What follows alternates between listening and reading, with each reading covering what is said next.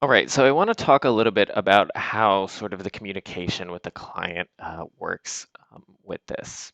So as we mentioned here, if you publish or you send this engagement to active,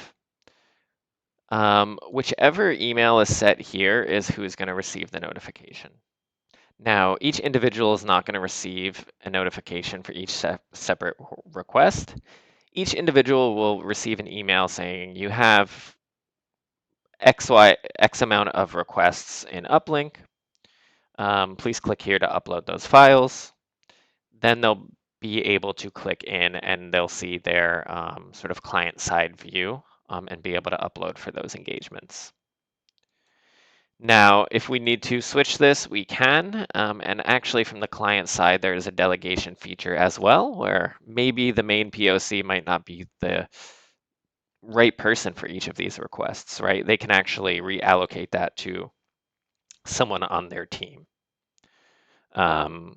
We also have here in the activity the ability to add comments. So the client can add comments as well upon submission, or they can just submit a comment individually. This is really useful because we'll be able to sort of have an open dialogue if necessary. But really, the power here is they'll be able to comment on the documents and let you know what they have, what they don't, or if they have a question there. If there's something more in depth, of course, you can always schedule a call to go over that. But the comment feature is really helpful to sort of keep track of that back and forth. And lastly here, I do want to talk about this reminders option here.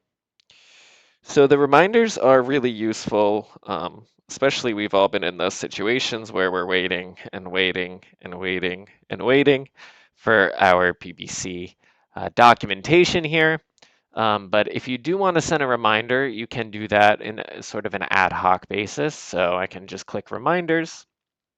I can choose email at datasnipper.com or whichever clients are here, and I can send that immediately. Now I can also schedule reminders. So I can schedule for a specific time of day. I can make it recurring. I can have repetitive or recurring reminders on specific days. I can also set reminders to be sent a certain amount of days before the due date.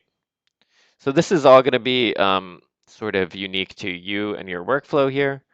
But this will, as this tells you up here, this little note, you don't have to worry about accidentally spamming your clients. Your clients are only going to get a max of 1 email per day with the requests.